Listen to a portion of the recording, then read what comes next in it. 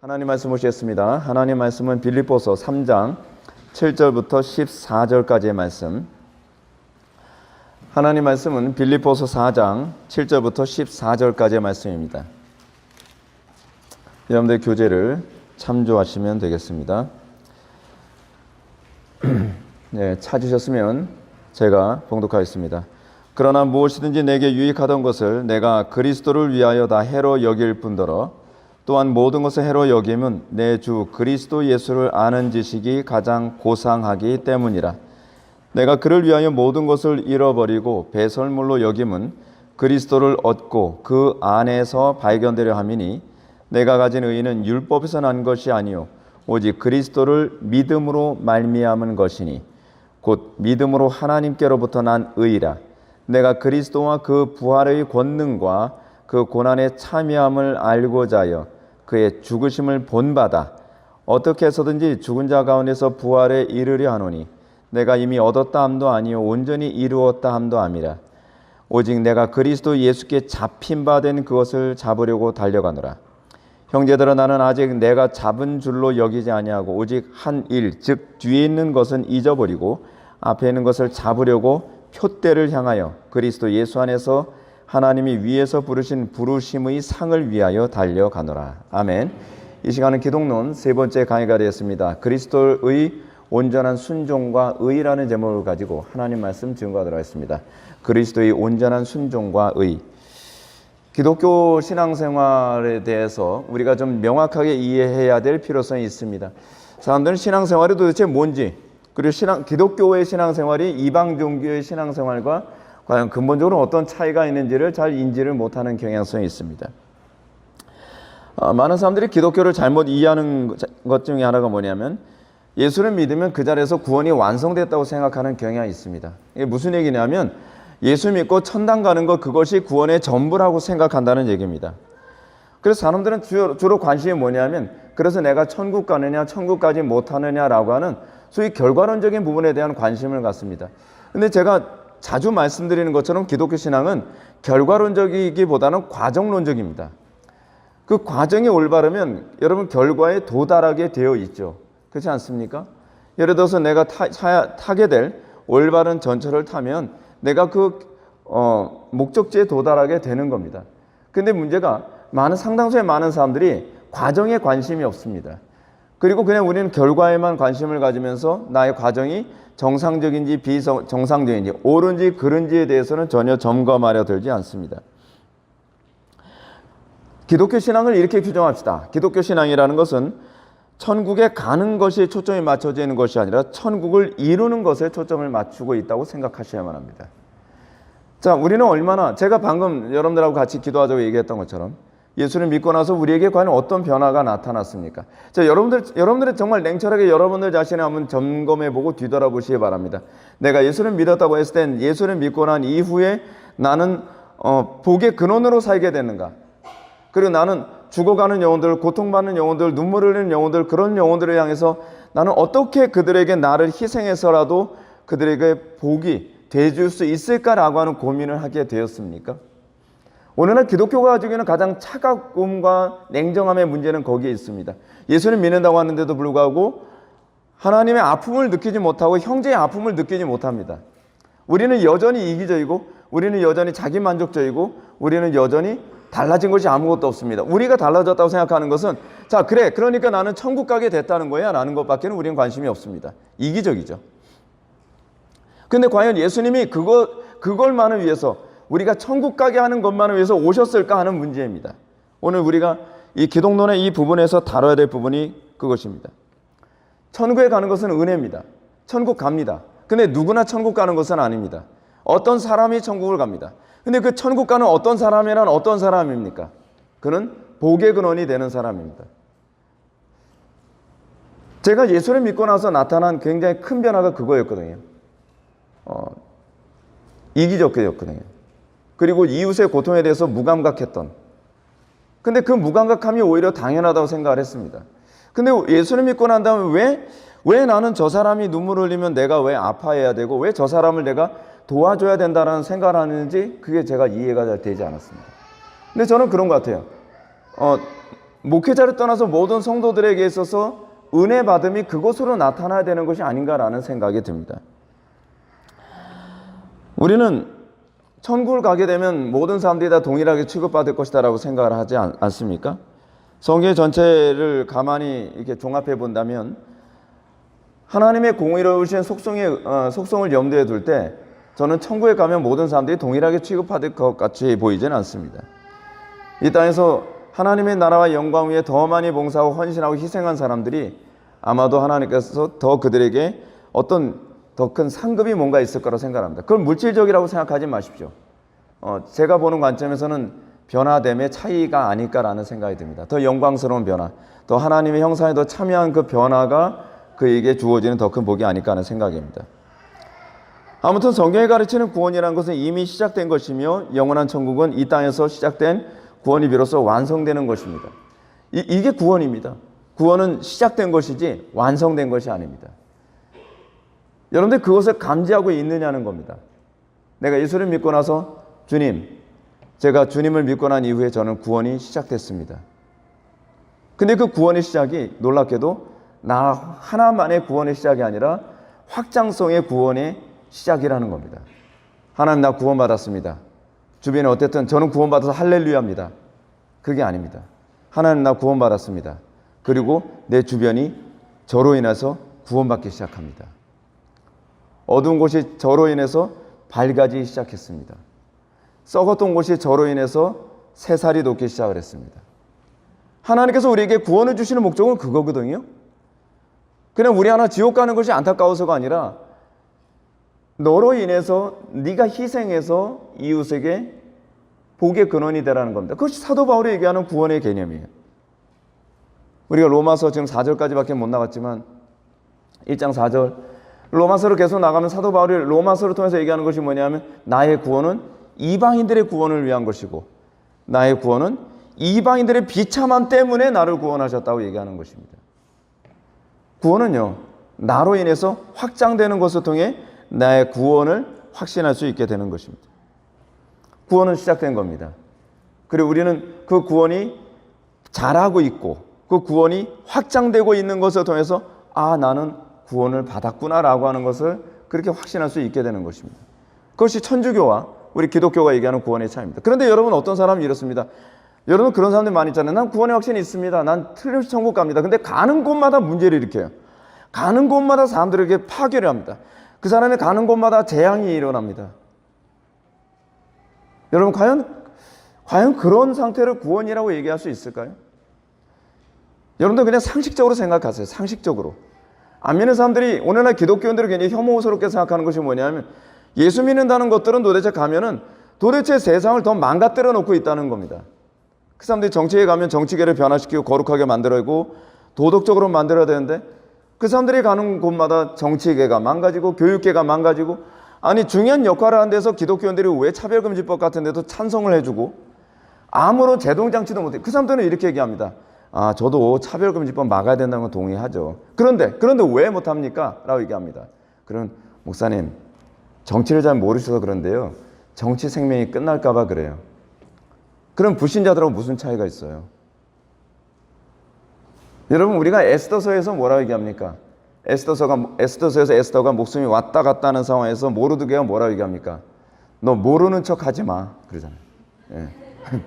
그래서 모르드게,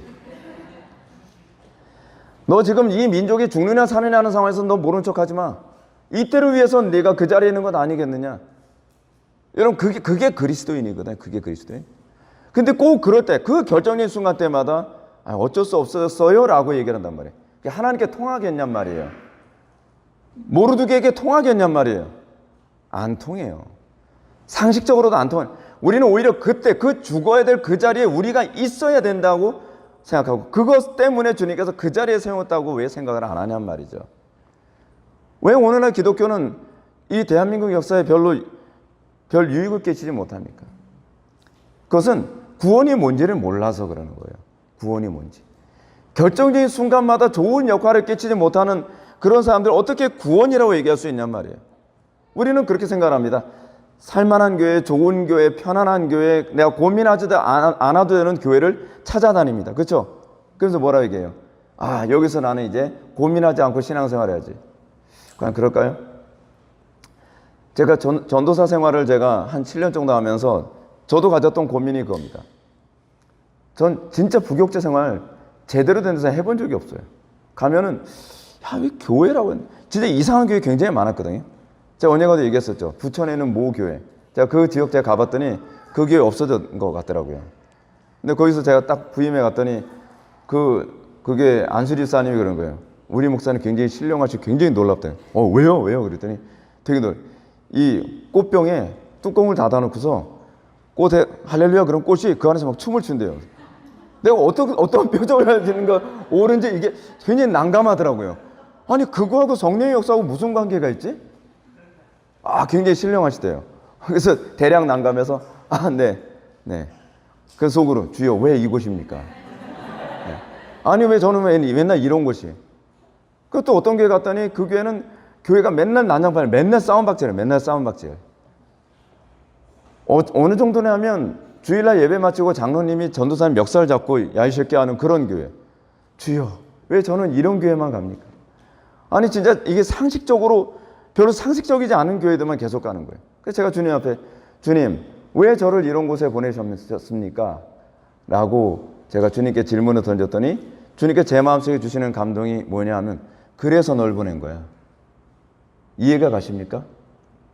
썩었으니까 필요한 거예요. 우리가 썩지 않은 곳에 네가 왜 필요하겠냐는 거예요.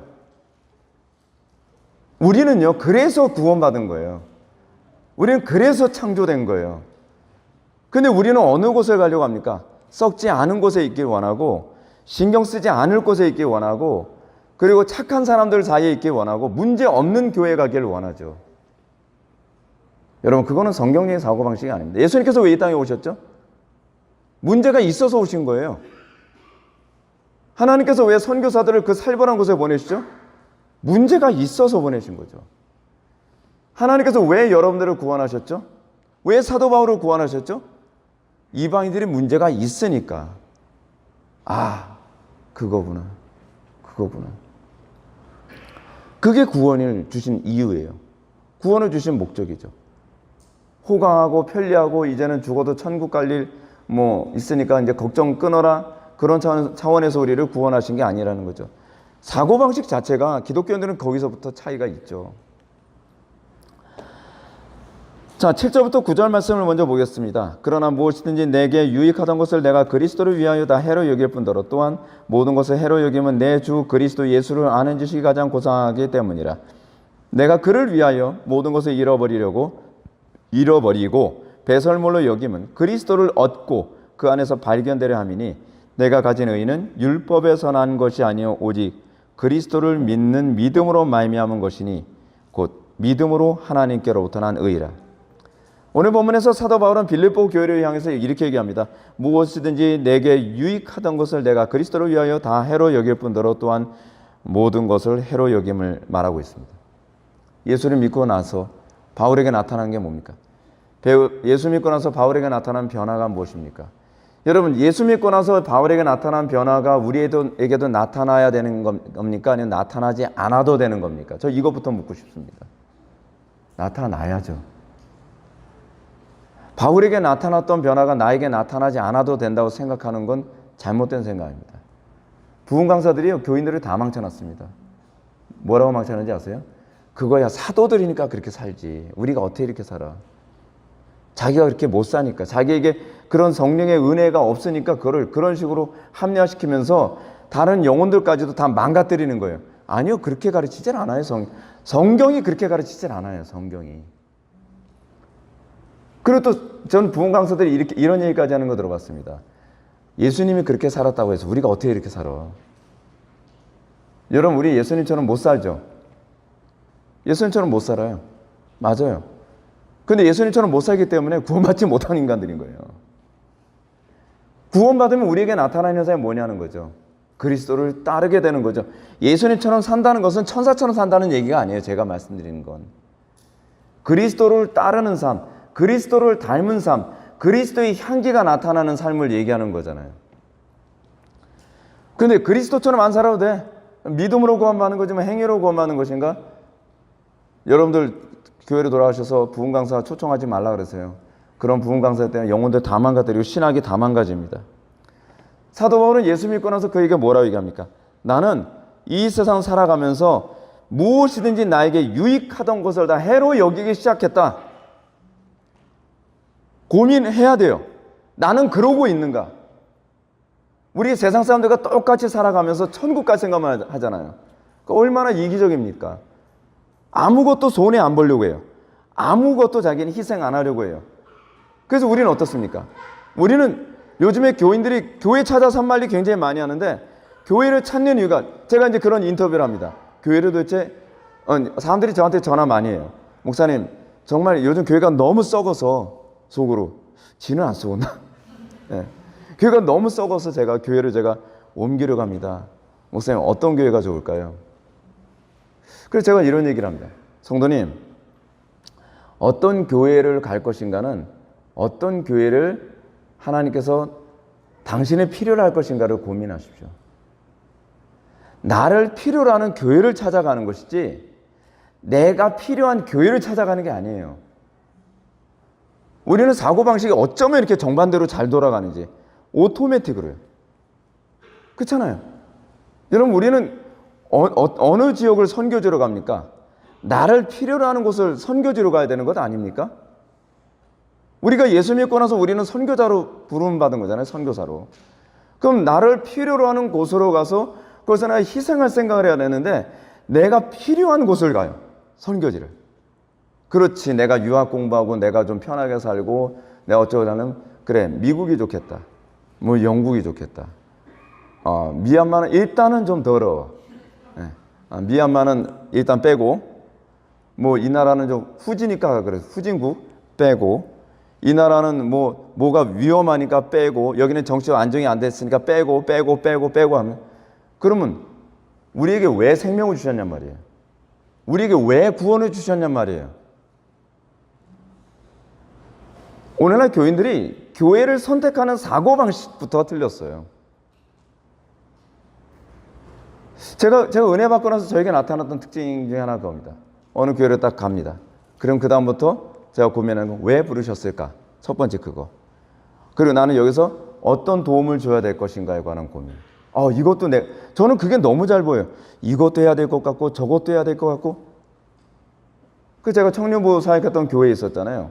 제가 그 교회에 갔을 때 한 장로님, 제가 아직까지도 기억이 나는 정말 굉장히 훌륭한 장로님이 있으셨습니다. 송관식 장로님이라고. 정말 이 해병대 출신인데요. 굉장히 겸손한 장로님이셨어요.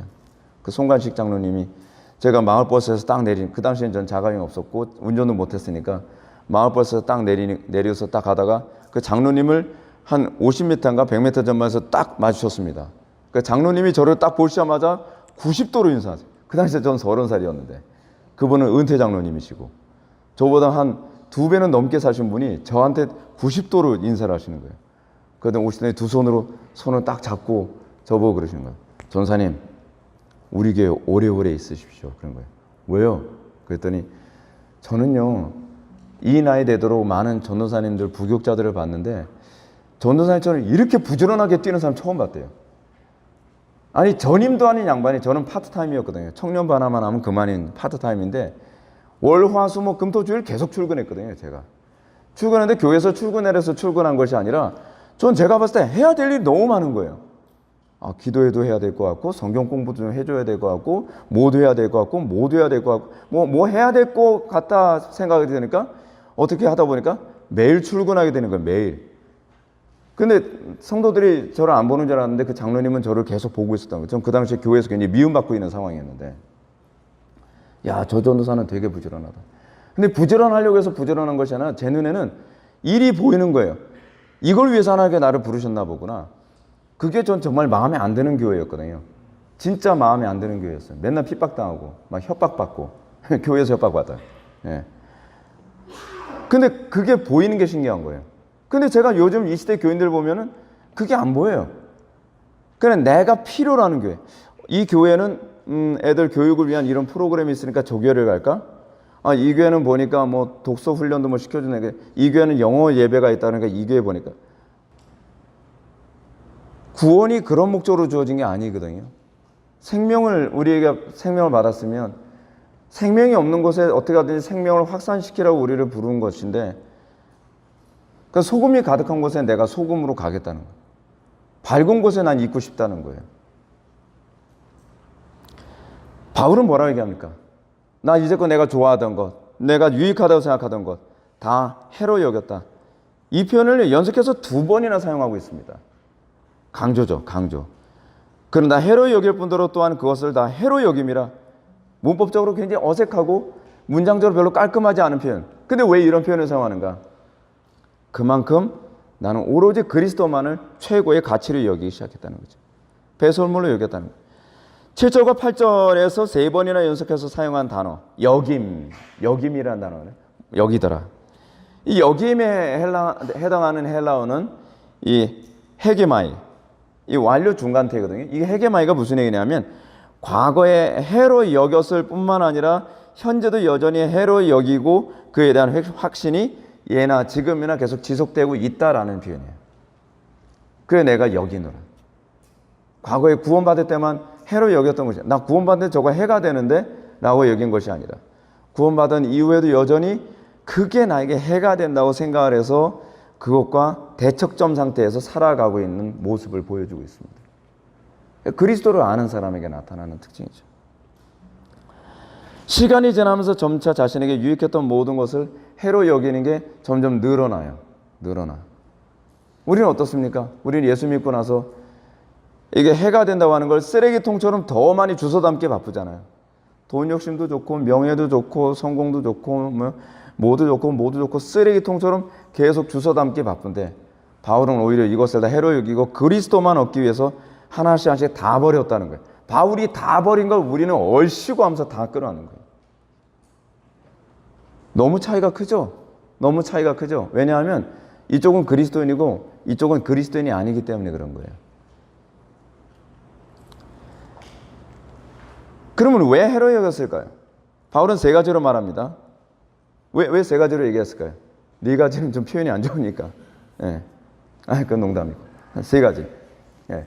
첫 번째, 7절에서 그리스도를 위하여라고 얘기합니다. 해로 여기는 이유가 뭐예요? 전적인 그리스도 중심이에요. 그리스도를 위하여. 그리스도 때문에. 여러분, 그리스도 때문에 해로 여깁니까? 그리스도가 안중에 없어요, 우리는요. 그리스도 때문에 해로 여기는 거예요. 나는 이게 좋은데 그래도 그리스도 때문에 나는 돈 욕심을 버리노라. 나는 그리스도 때문에 난 명예 욕심을 버리노라. 그리스도 때문에 난 나의 이기심을 버리노라. 그리스도 때문에 나는 나의 게으름을 버리노라. 그리스도 때문에 나는 내 세상적인 즐거움을 버리노라. 그리스도를 위하여. 그렇죠? 근데 우리에게 과연 그리스도를 위하여 과감하게 버린 것이 여러분이 있습니까? 예수님 사랑한다면, 우리가 그리스도를 안다면. 근데 우리는 그리스도를 위하여 하나도 안 버려요. 버리라 그러면 괜히 화를 내요. 설교하다가 괜히 버려라 그러면 막 짜증내요. 내가 어떻게 내가 싸운 건데 그거죠.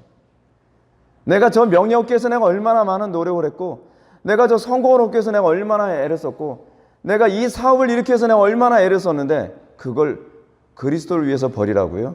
에이 목사님, 그래도 천국은 가겠죠? 꼭 그렇게 얘기해요. 천국은 못 가요. 사도 바울은 로마서에서 거듭난 그리스도인의 중요한 특징이 이렇게 얘기합니다. 우리 중에 누구든지 자기를 위하여 사는 자가 없고, 이거 특정한 사람들이 아니에요. 사도만에 해당되는 게 아닙니다. 그리스도인들이에요. 우리 중에 누구든지 자기를 위하여 사는 자가 없고 자기를 위하여 죽는 자도 없도다. 우리가 살아도 주를 위하여 살고 주를 위하여 죽나니 그러므로 사나 죽으나 우리가 주의 것이로다. 로마서 14장 7절 말씀입니다. 바울의 이런 사상은 그 구원에 대한 가르침에 거의 빠짐없이 자주 나오는 편입니다. 구원받은 사람은 어떻게? 이제는 나를 위해 사는 자가 아니라 하나님과 이웃을 위해서 사는 자, 그리스도를 위하여. 그는 자신의 구원 사건을 그리스도를 위해 부름받은 소명 사건으로 이해하고 있죠. 그리스도를 위해 살라고 부름받은 사건. 디모데후서 2장 4절을 이렇게 얘기합니다.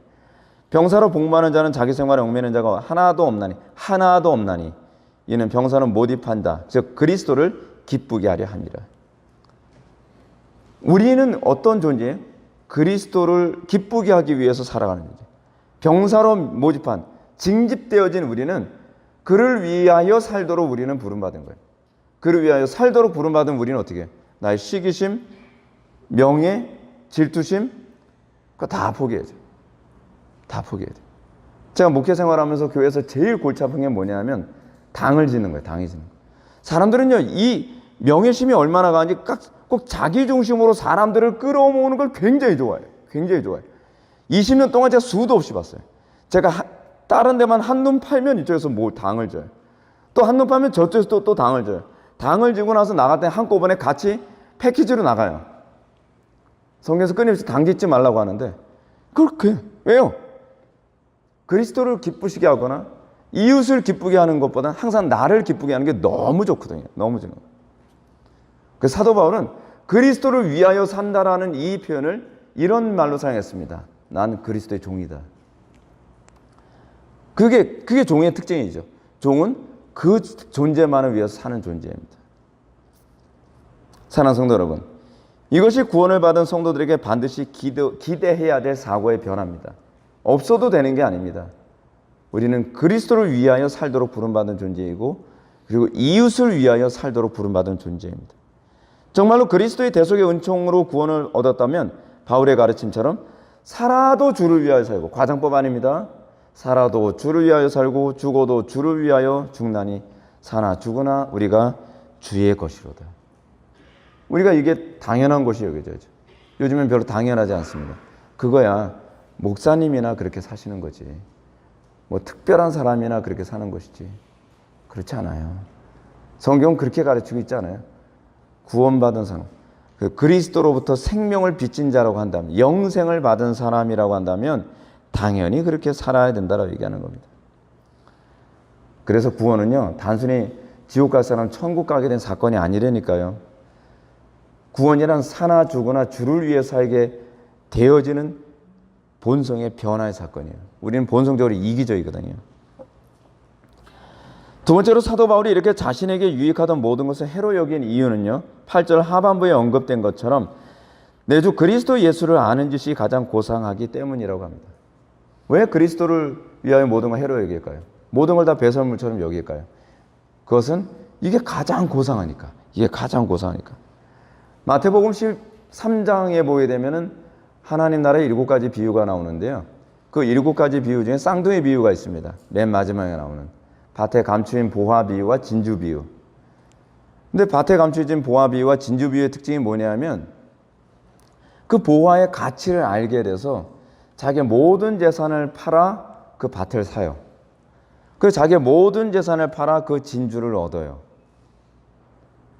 그 왜 그렇죠? 남들 보기에는 바보처럼 보이죠. 제가 이번에 황은만 목사님 그림 보면서 제가 그걸 느꼈다니까요. 뭐 그 정도까지는 아닌데, 황은만 목사님 저 친하니까, 저는 황은만 목사님 친하니까 뭐 저 그림 하나 정도는 조그만 거 하나 좀 안 주실까? 그런 생각했어요. 근데 가격을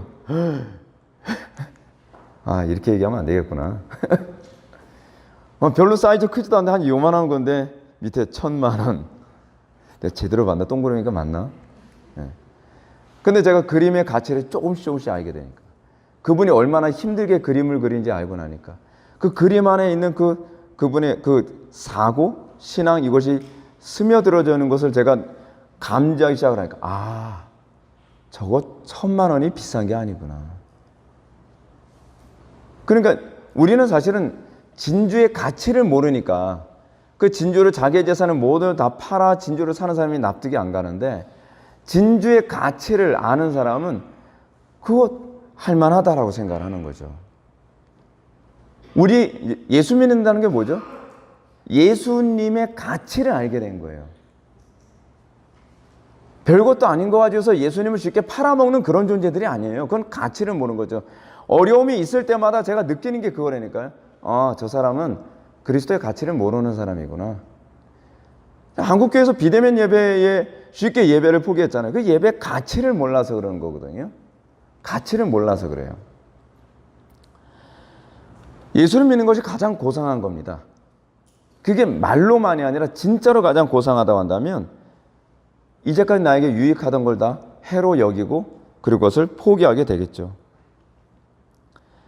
이 안목의 변화는요, 성령께서 우리의 눈을 열어주신 사람에게만 주어지는 특권입니다.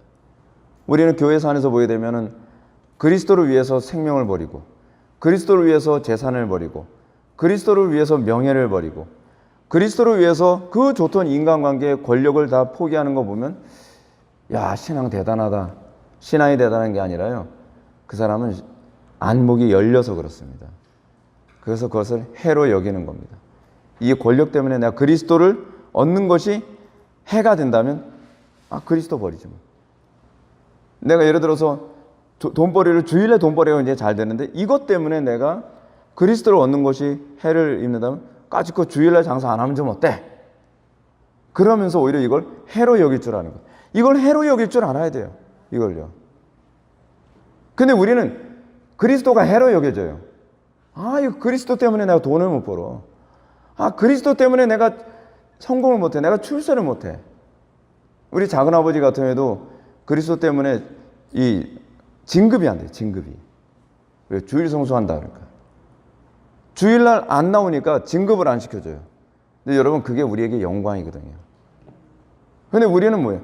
그리스도가 해로 여겨져요. 그리스도가. 천국 갈 때는 좋은데 인생 사는 데는 해로 여겨지는 거예요.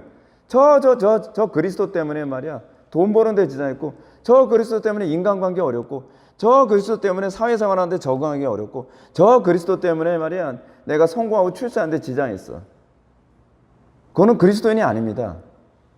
그건 우상숭배자죠. 제가 질문을 던질게요. 여러분들은 어느 쪽이 해로 여겨집니까? 그리스도가 여러분들 삶의 지장으로 여겨집니까? 아니면 그리스도를 위해서 이 모든 것들이 지장으로 여겨집니까? 여러분, 이거 고민 안 하면요, 여러분들 정체성 알 수 없습니다. 우리는 여기서부터 문제예요. 여기서부터. 항상 매사에 그리스도 때문에 아주 권리적. 그래서 무슨 그리스도인이라고 그래요.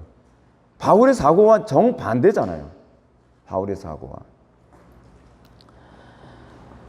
세 번째로 사도 바울이 이렇게 자신에게 유익했던 모든 것을 해로 여긴 이유는 8절 하반부와 9절 전반부에 언급된 것처럼 그리스도를 얻고 그 안에서 발견되려 합니다. 왜 해로 여겼다고요? 그리스도를 얻고 싶어서. 그리고 그 안에서 발견되고 싶어서. 우리가 오늘 이 시간 심도 있게 살펴보고자 하는 부분이 바로 이겁니다. 사실은 오늘 이거 얘기하자고 사실 이 본문을 잡은 거거든요. 여기서 우리는 그리스도께서 우리의 죄를 속죄하시기 위해 공생의 기간 동안 율법의 요구를 다 이루시려 했던 사역이 바울이 언급한 그리스도를 얻고 그 안에서 발견되려 함과 어떤 관련을 맺고 있어요. 이 부분이 굉장히 중요한 부분입니다. 그래서 이 고백은 그리스도의 능동적 순종, 수동적 순종과 이 교리와 직결된 겁니다. 자, 이제 조직신앙 얘기 또 시작합니다. 조직신앙에서 이 약간 골치 아파서 최근에도 어떤 논쟁이 붙었던 이슈가 바로 그리스도의 능동적 순종과 수동적 순종에 관한 얘기입니다. 먼저 웨인 그루뎀, 제가 굉장히 좋아하는 그 신학자 웨인 그루뎀 교수가 우리를 위한 그리스도의 순종에 대해서 이렇게 얘기합니다. 만일 그리스도께서 우리를 위해 속죄만 이루셨다면 우리가 천국을 소유하게 되지는 못했을 것이다. 이해가 되십니까? 예수님이 나를 위해서 십자가에 못 박혀, 여러분들 주로 그 생각만 하잖아요. 예수님께서 나를 위해서 십자가에 못 박혀 돌아오셨으니 내가 구원을 받게 되었구나. 아니요, 이거는 구원하고 관계없어요. 그래서 여러분들의 원죄를 해결해 주는 것이 이 사건이에요. 그럼 이제 이렇게 되는 거죠. 웨인 그루뎀 얘기는 이렇습니다. 만약에 그리스도의 대속사건만을 우리가 관심을 갖는다고 한다면 대속사건이 목표라는 바는 우리의 원죄를 제거하는 거거든요. 원죄를 제거하고 나면 그 다음에는 어떤 상태가 되는 거예요? 내가 의롭게 되는 건 내가 노력을 해야 되는 거예요. 행위 구원이 되는 거예요. 그러니까 마치 아담과 하와가 범죄하기 이전 상태처럼 우리는 돌아간 것밖에 되지 않는 거예요. 근데 우리는 자꾸 그 얘기만 해요. 예수님께서 나를 위해서 십자가에 못 박혀 돌아오셨으니 얼마나 감사한가? 감사하죠. 감사하죠. 근데 그거는 우리의 원죄 문제를 해결하기 위한 사건이고 더 중요한, 그거 못지않게 중요한 것이 하나 있다는 거예요. 예수님의 대속사건, 대속해서 십자가에 못 박혀 돌아가신 사건을 신학적으로 뭐라고 얘기하냐면 수동적 순종이라고 얘기를 합니다. 영생에 들어가려면 율법의 요구를 다 이루어야만 합니다. 궁극적으로 아담과 하와가 영생을 얻기 위해서 해야 되는 것이 무엇이었습니까? 생명나무의 실과를 따먹는 거죠. 생명나무의 실과를 따먹는 것은 사실 율법의 요구를 이루는 거거든요. 우리가 구원을 받았다고 한다면, 우리가 원죄가 해결되어졌다고 한다면, 근데 우리가 의롭게 되는 일이 없다고 한다면 우리는 우리 스스로 의롭게 되기 위해서 우리는 율법을 어떻게 해야 돼요? 퍼펙트하게 지켜야 돼요. 그래서 총신대학교 강우상 교수님, 우리 교회도 몇 번 오신 그 강우상 교수님이 그분 책에다 이렇게 쓰셨습니다. 제 얘기가 아니라는 거예요. 이상한 얘기한다고 그렇게 생각하시면 안 돼요. 교수님들이 다 그렇게 얘기해요. 만약 어떤 사람들이 생각하는 것처럼 그리스도가 우리를 위해 하신 일이 우리 죄를 위해 죽으신 일만 하셨다면 그것은 앞서 살펴본 논리에 의하면 아직 우리가 우리의 순종을 통해 하나님의 의를 충족시켜야 할 일이 남아있는 것이 된다. 그렇죠? 그러니까 자꾸 대속 얘기만 하면 곤란해요. 대속 얘기만 하면. 계속해서 강원상 교수님은 이렇게 설명합니다. 그리스도가 우리를 대신해서 하신 일에 대해 지나치게 단순화하는 것은 복음을 축소시키는 결과가 된다. 그리스도가 죽으셨다고 해서 우리에게 영생이 주어지는 것은 아니다. 아시겠습니까? 그리스도께서 나를 위해 돌아가셨다고 해서 여러분들에게 영생이 주어지는 건 아니에요. 영생은 죄가 탕감돼서 주시는 것이 아니라, 그렇죠? 의를 획득한 데 근거합니다. 영생은 의로운 사람에게 주어지는 것이지 죄가 없는 사람에게 주어지는 게 아니에요. 죄가 없는 사람이 영생에 들어가는 것이 아니라 의인이 영생에 들어가는 것이라는 얘기입니다. 그래서 뭐가 필요해요? 칭의가 필요하다는 겁니다. 골치 아프죠. 학자 얘기 나오면 골치 아프죠. 저는 말을 쉽게 하는데 학자들은 골치 아프게 얘기합니다. 왜요? 그렇게 해야 권위가 있어요. 저는 권위가 별로 없어서 전 말을 쉽게 합니다. 우리가 흔히 이해하는 것처럼 그리스도께서 우리의 죄를 대속하시기 위해 십자가 못 박혀 죽으신 사건만 언급하니까 사람들이 어떻습니까? 주님, 나를 위해서 십자가 못 박혀 돌아오셔서 너무 감사합니다. 땡큐예요. 땡큐.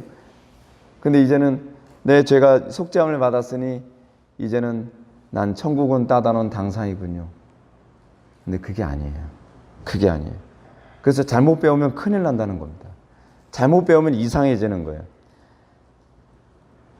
궁극적으로 우리는 그 예수님의 대속 사건 다음에 관심을 가져야 되는 것은 대속 이전에 율법을 완성하신 그리스도께 관심을 가져야 돼요. 바리새인들, 그 부흥 강사들이 뭐라고 얘기한다고요? 우리가 어떻게 예수님처럼 살아? 근데 우리가 관심 갖는 건 예수님의 삶에 관심을 가져야 되는 거라니까요. 왜냐하면 예수님께서 그것을 통해 율법을 완성하셨기 때문에 그래요. 우리가 만약에 예수님께서 율법을 완성하지 않으셨다고 한다면, 그 예수님께서 나를 위해서 대속만 해주셨다고 한다면 율법 완성하는 건 우리 숙제가 되는 거예요. 내가 해야 되는 거예요. 내가. 그럼 우리의 구원은 온전한 구원이 아니죠. 반쪽 구원이죠. 온전한 구원의 본질은 죄 없는 상태로 돌아가는 것이 아니라 뭐예요? 우리가 의롭게 돼서 영생을 소유하는 것까지 가야 우리가 완전한 구원을 얻는 거죠. 그래서 우리의 구원 상태를 아담과 하와가 타락하기 이전 상태보다 훨씬 월등히 우월하다고 얘기하는 이유가 거기에 있는 겁니다. 아담과 하와는 구원이 완성된 상태가 아니에요. 그냥 원죄가 없을 뿐이에요. 죄가 없을 뿐이죠. 근데 우리는 어떻게 해요? 우리는 죄도 없고, 여러분들 저나 할렐루야죠. 우리는 죄가 없어요. 그리고 우리는 이 율법도 다 완수한 존재예요. 야, 이제 천사들이에요, 천사들. 근데 그거는 그리스도께서 하신 거죠. 그리고 그 그리스도께서 하신 걸 우리가 어떻게 해요? 전가받아 우리가 죄가 예수 그리스도의 죄의 대속을 통해서 죄가 없는 것으로 이게 간주된다는 거예요. 없는 것으로 간주되어지고, 그리고 우리는 여전히 죄를 짓지만 그리스도께서 율법을 완성하신 것 때문에 내가 율법을 완수한 것으로 간주해 주는 거예요. 어디서요? 하나님의 심판대 앞에서. 그래서 루터가 뭐라고 얘기했어요? 우리는 의롭게 된 죄인이라고 얘기하는 거예요. 우리는 의롭지 않아요. 의롭지 않은데 하나님의 심판대 앞에서 의롭다고 인정되어진 죄인일 뿐이라는 거죠. 그렇죠. 그겁니다. 그래서 여러분, 우리가 만약에 율법의 요구를, 그리스도께서 율법의 요구를 완성시키지 않았다고 한다면 우리가 그 율법의 요구를 충족시키는 삶을 살아야 하는데, 그 율법의 요구를 충족시키는 것이 뭐냐면 율법의 대강령을 지키는 거거든요. 율법의 대강령이 무엇입니까? 자, 여러분들이 지킬 수 없는 거 제가 말씀드릴게요. 마음을 다하고 목숨을 다하고 뜻을 다하여 주 너의 하나님을 사랑하라 하셨으니 이것이 크고 첫째 되는 계명이요 둘째도 그와 같으니 내 이웃을 내 자신같이 사랑하라 하셨으니 이 두 계명이 온 율법과 선지자의 강령이니라. 우리는 이렇게 살아야만 비로소 천당에 꼴이 날 수 있는 거예요. 근데 그걸 누가 하셨어요? 그리스도께서 하신 거죠. 예수 그리스도의 대속 사건만 구원이라는 관점으로 이해한다면 우리는 율법을 지켜야 된다는 무거운 짐을 우리가 일일이 다 져야 돼요. 한순간도 여러분들은 범죄하면 안 돼요. 한순간도. 한순간 딱 범죄함과 동시에 탈락. 한순간 범죄함과 동시에 또 탈락, 또 탈락, 또 탈락. 우수수수수 탈락, 탈락. 그러나 타락한 인간은 결코 이 율법의 무거운 짐을 스스로 지고 완수할 수 없습니다. 그래서 대신 지신 거예요. 그래서 또 여러분들도 그러게. 그러니까 우린 막 살아도 되는 거 아니에요.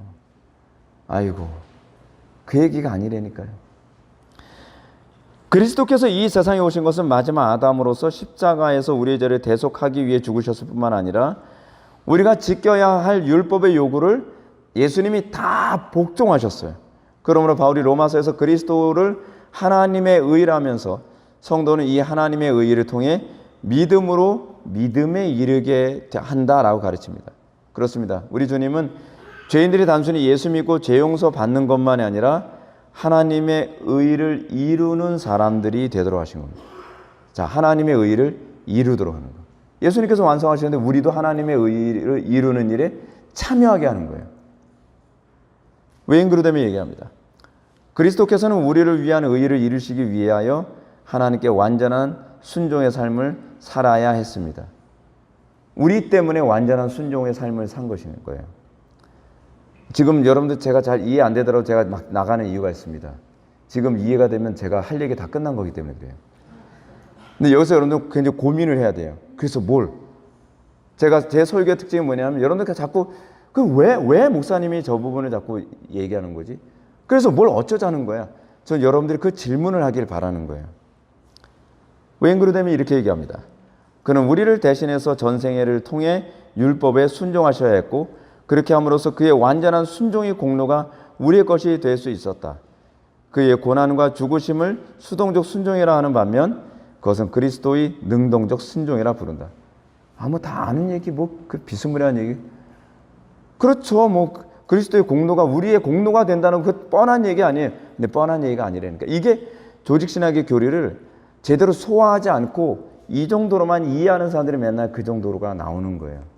그리고 그 정도로만 아는 사람이, 그러니까 예수님께서 나의 죄를 위해서 공로를 다 완수하셨으니까 나는 공로가 없어도 된다니까요 라는 거로 가는 거죠.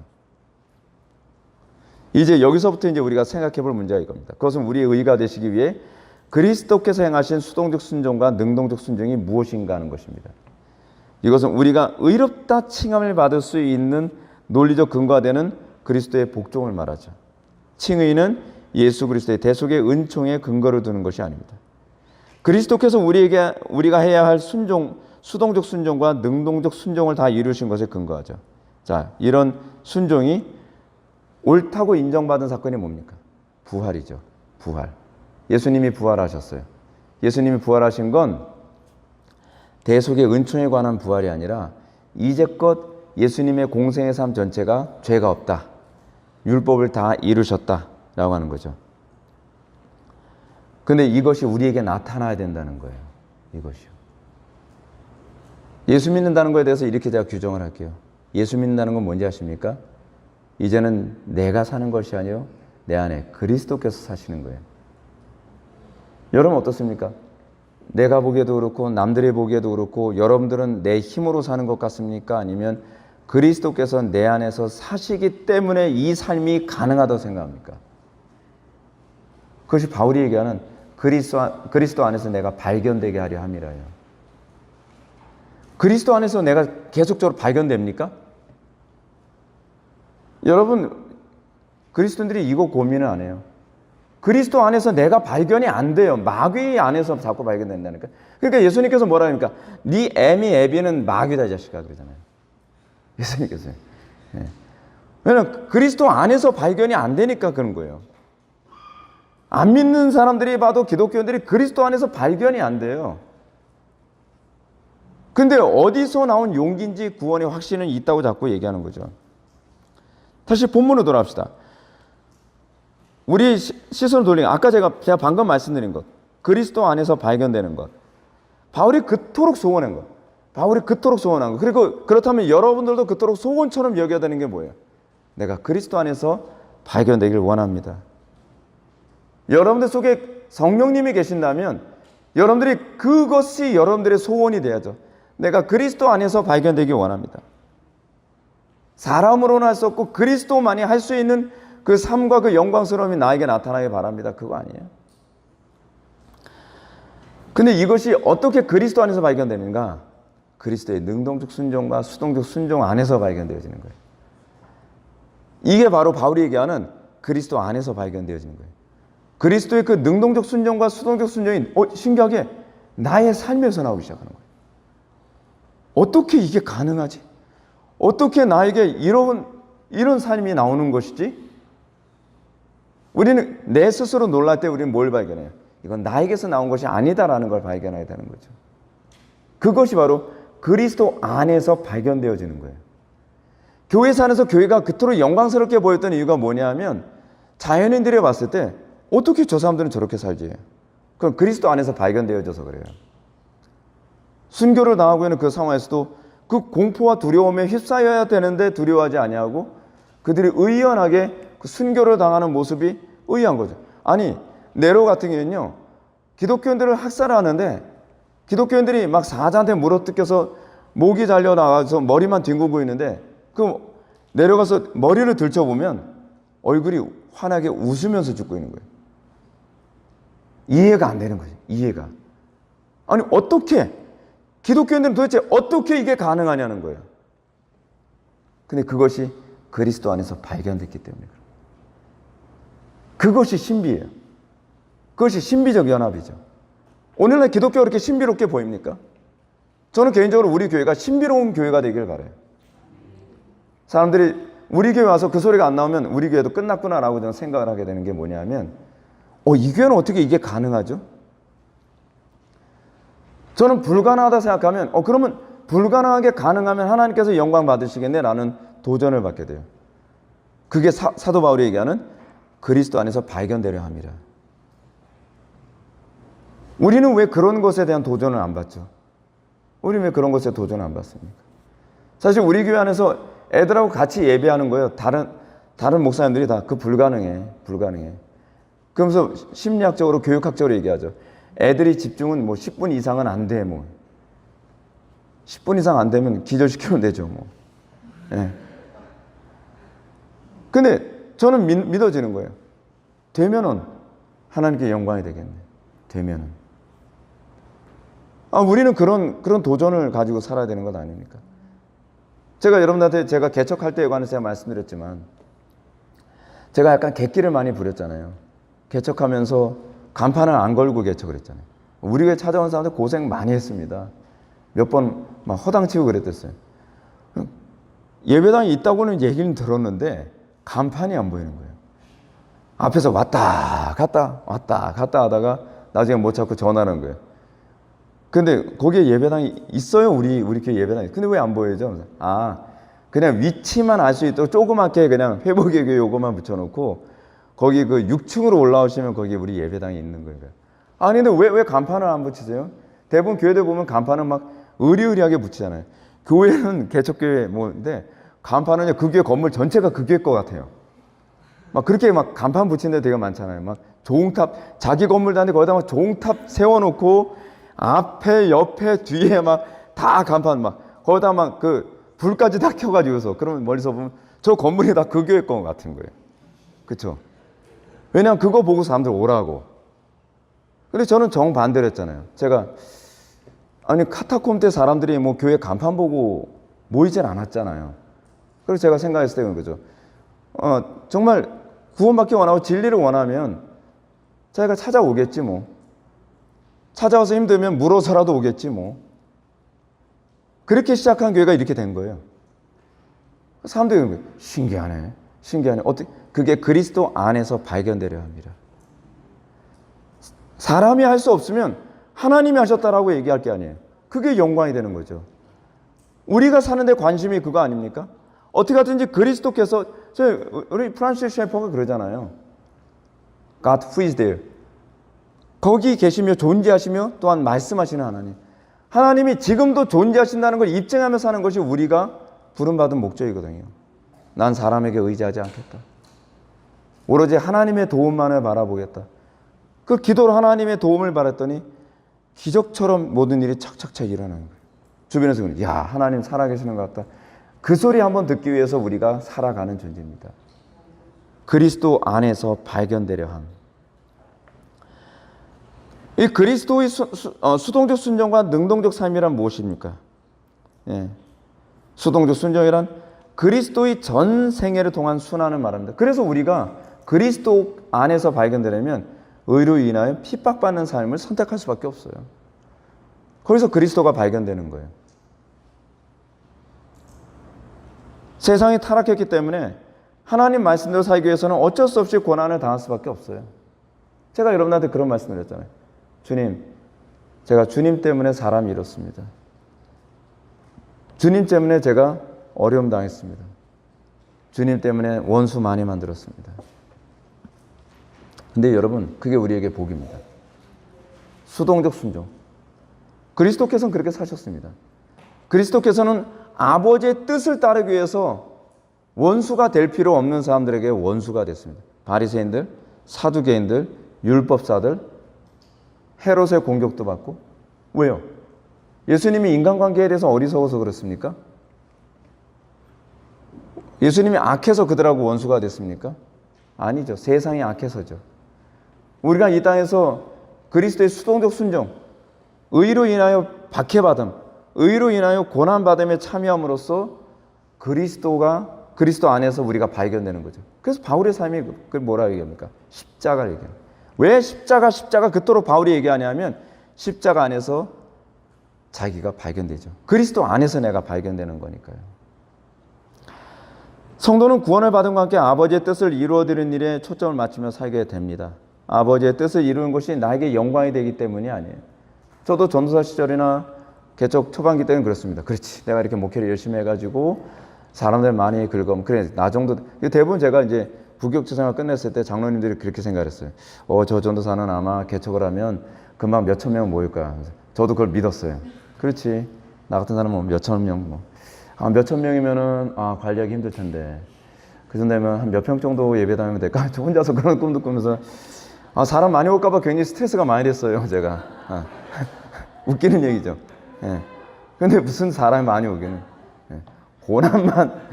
고난만 직사도록. 예. 하나님 말씀대로 살면 사람들이 막 떼거리처럼 몰리고. 그럼 저는 막 생각하죠. 사람들이 막 여의도 광장한테 저렇게 많이 모이면 음향장도 필요할 테고. 주여, 그냥 이거 없어도 될 정도로 항상 사람들이 모이는데. 예. 근데 여러분 어떻습니까?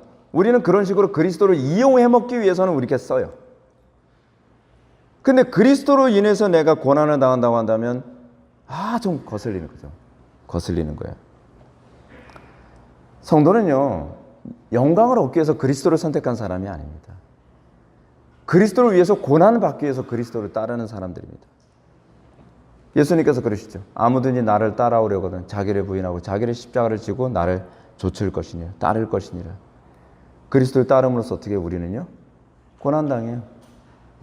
바울은 그래서 그 안에서 그리스도 안에서 내가 발견되려 합니다. 그게 가장 영광스러운 거죠. 왜요? 밭에 감추인 보화니까. 그게 밭에 감춰진 보화인 거예요. 예수님의 기도 제목이 그렇습니다.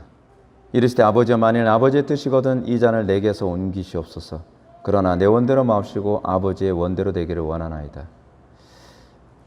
굉장히 힘든 거예요. 힘든 거예요.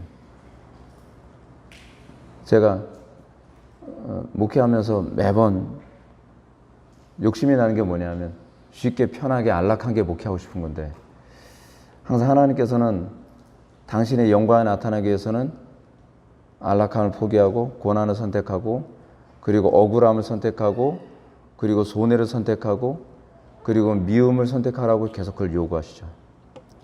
아, 싫죠. 주님, 쉬운 방법도 있을 텐데, 쉬운 방법도 있을 텐데. 아니, 내가 걸어간 길이 그 길이 아니야. 궁극적으로 우리는 그 안에서 발견되는 거거든요. 그리스도의 뒤를 따름으로 내가 발견되거든요. 아, 내가 그리스도의 뒤를 따르고 있구나. 내가 그리스도의 발자취를 따르고 있구나. 바울이 발견하고 싶은 게 그거거든요. 내가 그리스도의 발자취 안에서 발견되어지는 거예요. 내가 그리스도의 그 삶 안에서 내가 발견되어지는 거예요. 오, 영광스럽다. 내가 그리스도의 저 아름다움 안에 내가 들어가 있었네 라고 하는 걸 발견하고 싶은 거죠. 한 문장으로 말한다면 수동적 순종이란 신자가 가시덤불과 엉겅퀴로 가득한 세상을 거룩하게 경작하기 위한 순종과 직결되어집니다. 그렇죠. 왜냐하면 하나님께서 아담을 창조하신 이유는 경작자로 창조하신 거니까. 궁극적으로 여러분들이 이 수동적 순종 안에서 여러분들 자신을 발견하려면 그 고난이 뭔가를 찾을 것이 아니라 예배자로 살면 됩니다. 하나님을 가장 높이는 것이 무엇인가? 어떻게 하면 하나님의 이름이 가장 높아지고 하나님의 이름이 더욱더 선명하게 드러날 수 있을 것인가를 고민하면 이것이 바로 그리스도 안에서 발견되어지는 삶입니다. 자, 그러면 능동적 순종이란 무엇이겠습니까? 능동적 순종은 그리스도께서 전생의 기간 동안의 율법의 요구를 충족시킨 거룩한 삶을 말합니다. 율법의 요구를 충족시키기 위해 당연히 율법의 정신을 바르게 이해해야 하겠죠. 율법의 정신이 뭡니까? 하나님 사랑, 이웃 사랑이죠.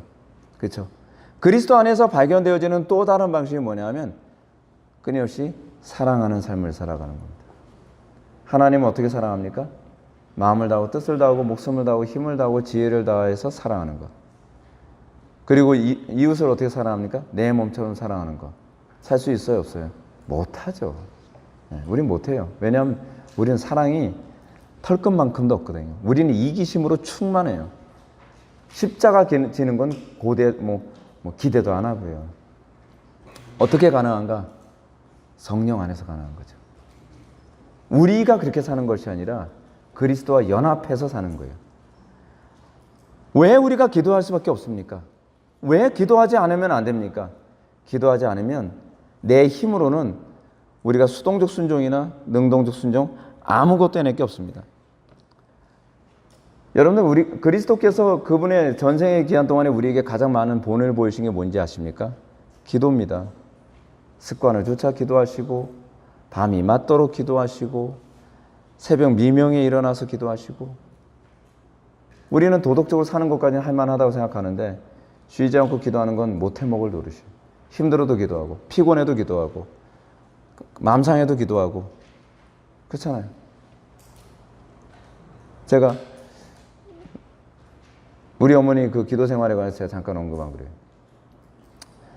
제가 어머니하고 이제 목회하실 때 그 사택에 딱 가서 잠을 자다 보면 어머니가 하루는 열이 올라가지고 몸살 때문에 끙끙 앓아요. 이마에 손을 대면 굉장히 뜨끈뜨끈해요. 우리 어머니 굉장히 몸이 약하시거든요. 그럼 이제 어머니 오늘은 기도 좀 쉬시고 그리고 좀 몸 좀 잘 간호하셔야 되니까 오늘은 기도 쉬세요. 기도를 안 쉬어요. 진짜 쉬지 않고 기도하는 사람 제가 봐도 아직 우리 어머니에 의한 본 적이 없어요. 몸살이 나도요, 그 추운 겨울에, 창공리는 되게 춥거든요, 거기가. 시골이라서. 그 추운 겨울에 어머니 기도실이 옥상에 있었어요.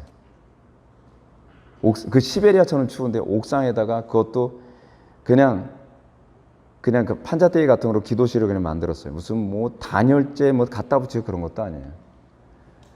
그러면 기도 생활을 해야 되니까 우리 어머니가 손바지 입고, 내복에다 손바지 입고, 옷을 몇 개 껴입고, 거기다가 파카 껴입고, 그래서 이불 가지고 올라가서 무릎 위에 이불 올려놓고 새벽 2시부터 동 틀 때까지 매일 그렇게 기도하시는 거예요. 제가 볼 때 아이고 우리 어머니 참 미련하시다. 언제까지요? 돌아가실 때까지 그렇게 사시더라고요. 돌아가실 때까지. 그래서 제가 알았어요. 아, 저렇게 순종하는 사람이 다 있구나. 여러분, 그렇게 순종하지 않고서는요, 우리가 주님 안에서 발견이 안 돼요. 우리의 인생의 목적이 그리스도 안에서 발견되는 것이라고 한다면 쉬지 말고 기도하라. 여러분들 좀 너무 영리하게 예수 믿지 마세요. 그래서 성경이 쉬지 말고 기도하라. 그럼 그냥 그렇게 순종하셔야 돼요. 근데 우리는 융통성이 너무 많고 우리 너무 영리하게 신앙생활을 해요. 이래서 뭐 안 되고 저래서 안 되고. 제가 루터 같은 사람을 굉장히 존경하는 게 그겁니다. 나는 너무 바쁘기 때문에 오늘 4시간 기도한다. 우리하고 사고방식이 정반대잖아요. 우리는 너무 바쁘면 어떻게 해요? 기도 좀 줄이는 거죠. 하나님 이해하실 거라고 생각하죠. 하나님 이해 못해요. 그건 불순종이에요. 그렇다고 해서 저도 철저하다고 얘기하는 건 아니지만 여기서 우리가 그리스도의 수동적 순종과 능동적 순종이라는 표현에 너무 민감할 필요는 없다고 생각합니다. 그냥 이 순종에 대한 이런 구분은요, 루터란의 일체 신조에 기인한 건데요. 조나단 에드워즈나 찰스 할지 같은 분들은 이런 표현을 별로 이렇게 좋아하지는 않습니다. 그냥 이렇게 보자고 얘기해요. 그냥 순종. 순종으로 봐라. 순종. 뭐 능동적 순종이다, 뭐 수동적 순종이다. 그건 다 잡아떼고 그냥 중요한 건 그리스도의 순종을 통해서 우리가 그 안에서 발견되려 해야 된다는 거죠. 부흥 강사를 얘기하는 거죠. 그렇게까지 안 살아도 된다. 그건 거짓말이에요. 부흥 강사들의 실체를 제가 말씀드린다고 한다면 제 동기 중에도 부흥 강사가 한 명 있거든요. 학교인데 공부 더럽게 안 합니다. 예, 진짜 더럽게 안 합니다. 우리 예배당 근처에서 했는데 저는 그 양반 얼굴 몰랐어요. 왜냐하면 그 양반이 야간이었으니까. 근데 그 양반은 목사 안수 받기도 전에도 부흥회 같은 데 뛰어다니면서 전도사라 그러면은 별로 안 쳐줄 것 같아서 목사라고 하고서 막 부흥회 인도하면 할렐루야. 근데 뭐 교회는 뭐 굉장히 커져요. 예. 여러분 그렇게 인생 살면 안 되는 거죠, 인생을요. 근데 그런 양반들이 신학을 다 망가뜨리고 돌아다녀요. 전국적으로 돌아다니면서. 그렇게까지 안 살았는데. 왜냐면 자기가 그렇게까지 안 사니까. 예. 우리가 봤을 때 아는 동기들은 그래. 아이고 그 양반은 뭐 영 아니라는 거죠. 중요한 건 그리스도께서 순종하셨다는 것이 아니라 그 순종이 하나님으로부터 부활을 통해 인정됐다는 겁니다. 이게 중요한 거예요. 여러분 순종했다는 게 중요한 것이 아닙니다. 여러분들 순종하고 나서 여러분들 어떤 걸 경험합니까? 그리스도께서 나를 살리심을 경험하지 않는다고 한다면 내 의일 뿐이에요. 여러분 아브라함이 순종을 할 때 어떻게 순종합니까? 순종한 정도가 아니라 부활을 경험할 때까지 순종하죠. 신앙이란 죽는 겁니다. 죽는 거예요. 왜 죽죠? 살리실 걸 믿는 거예요. 이는 자기 아들을 죽은 자 가운데서 다시 살리실 것을 믿느니라. 이것이 바로 능동적 순종과 수동적 순종이라는 순종의 핵심입니다. 우리가 순종을 어디까지 하는지 아세요? 우리는 하나님 말씀에 어느 정도, 죽지 않을 정도까지만 순종을 합니다. 좀 지독한 사람은 기절할 정도까지만 순종을 합니다. 기절하다가 다시 깨어보는데 못해 먹겠다. 하나님께서 우리에게 요구하시는 건요, 기절이 아니에요. 죽는 거예요. 아브라함이 이삭을 데려서 모리아 산까지 올라와서 여기까지 올라왔습니다. 저 할 만큼 했습니다. 내려가자. 아버지 왜요? 내려가. 난 순종할 만큼 했어. 그게 아닌 거예요. 히브리어 그 말의 뜻이 뭡니까? 자기 아들을 내려 실제로 찌른 거예요. 마음은 이미 결정이 됐어요. 그 찌르고 있는 상황에서 천사가 스톱한 거거든요. 만약에 천사가 스톱 안 했으면 찔러서 각을 뜨는 거예요. 여러분 우리는 순종할 때 어떻습니까? 제가 언젠가 그런 얘기 했잖아요. 뭐죠? 결혼식장 운영하는 장로님. 그 결혼식장 운영하는 장로님이 뭐라고 하십니까? 하나님께서 주일날 결혼식장 운영하는 것이 하나님께 기뻐하지 않으시겠다. 주일날 결혼식장 운영 문제에서 심히 고민하다가 그래 결단하자. 하나님께서 원하신다면 순종하자. 주일날 무조건 결혼식장 문 닫는다. 그럼 우리는 그 미신적으로 생각하잖아요. 그럼 그때서부터 다른 쪽에서 막 장사가 잘 되고 하나님께서 죽을 때까지 기다려요. 죽을 때까지. 주일날 오픈을 안 한다는 건 미친 짓이거든요, 솔직히. 근데 그게 그리스도인이에요. 남들이 봤을 때 상식적이지 않고 미친 짓 같은데 하나님께서 살리실 거라고 믿는 거죠. 그러니까 그 장로님이 그렇게 하니까 어때요? 점점 회사가 망할 지경에 주변에서 들들 볶는 거예요. 와이프도 뭐랬어요? 당신 미쳤어. 주변에서 저 사장님 좀 미쳐간다. 종교에 미쳤다. 종교에 미쳤다. 어떻게 일요일날 문을 닫으면서도 잘 되길 바라냐. 그러면 여러분, 그 장로님은 우리는 이렇게 생각해요. 굉장히 초월한 모습으로 하나님께서 그렇게 살리실 겁니다. 그렇지 않습니다. 죽고 싶습니다. 죽고 싶습니다. 하나님께 더 매달리는 거죠. 하나님, 저 순종인데 왜 안 돼요? 살려주세요. 죽기 살기로 매달립니다. 그럼 하나님께 던지시는 질문이 이거죠. 그래도 순종할래? 그래도 순종할래? 그래도 순종할래? 주님, 여기까지는 아닌 것 같은데요. 내가 너한테 원하는 건 99%가 아니라 전부야. 그러면 이제 그 장로님이 이 시점까지 간 거죠. 주여, 살든지 죽든지 주 뜻대로 없소서. 망해도 하나님께 영광, 망하면 하나님께 또 다른 거 예비해 놓으실 거라고 믿고요. 또 주님께서 뜻하시, 이 사업을 통해서 주님께서 또 영광 받기 원하신다면 살려주시고 좋습니다. 그 상태가 되는 게 그게 믿음이에요. 그게 믿음이에요. 그게.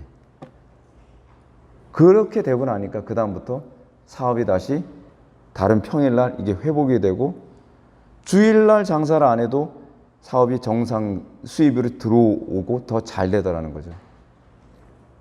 제가 여러분한테 그 말씀 드렸잖아요. 제가 가난교회에서 청년부 사역했을 때 맨날 회개 마치니까 애들이 몇 명으로 줄어들었다고요? 여러분들은 이 스트레스 안 겪어본 사람 몰라요. 17명에서 5명으로 청년들 줄어들었을 때는요, 온 교인들이 다 진짜 이상한 사람 취급하고요. 전 사람들도 이런 거 같아요. 막 이런 거 잘난 척한다. 막 그런 느낌이고.